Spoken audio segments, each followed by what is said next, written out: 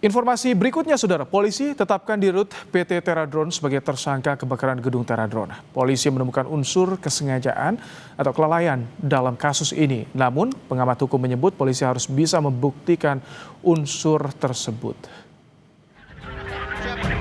Izin kemana? Segera luncurkan unit. Masih banyak orang terjebak di atas, Komandan.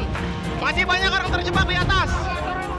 Pasca kebakaran gedung Teradron di Kemayoran, Jakarta Pusat yang menewaskan 22 orang, polisi menetapkan Direktur Utama PT Teradron Indonesia, Michael Wisnuwardana sebagai tersangka. Penetapan tersangka dilakukan usai polisi mengantongi 2 alat bukti.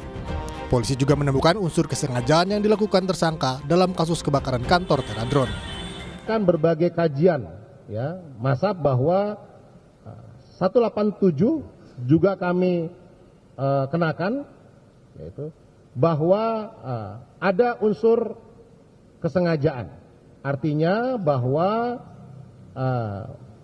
sebagai direktur tahu persis tentang resiko daripada baterai LiPo ini mudah terbakar, namun tetap membiarkan kondisi tanpa SOP dan tanpa perlindungan.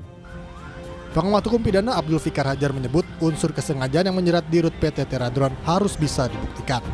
Penegak hukum harus membuktikan bahwa kesengajaan itu adalah dimaksudkan sebagai kesengajaan membakar umpamanya.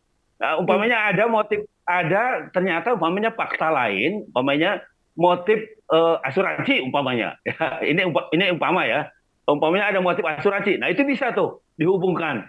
Sebenarnya menurut saya faktanya sendiri itu kealpaan, kelalaian gitu, ya. Tapi boleh saja kalau menurut saya karena pengetahuannya tentang potensi barang itu akan meledak atau akan terbakar, itu kemudian ditarik tafsir bahwa itu sengaja menimbulkan kebakaran.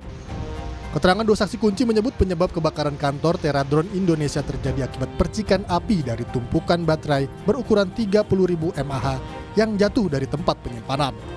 Kini polisi masih melakukan pendalaman untuk mencari semua pihak yang bertanggung jawab atas peristiwa kebakaran yang menewaskan 22 orang.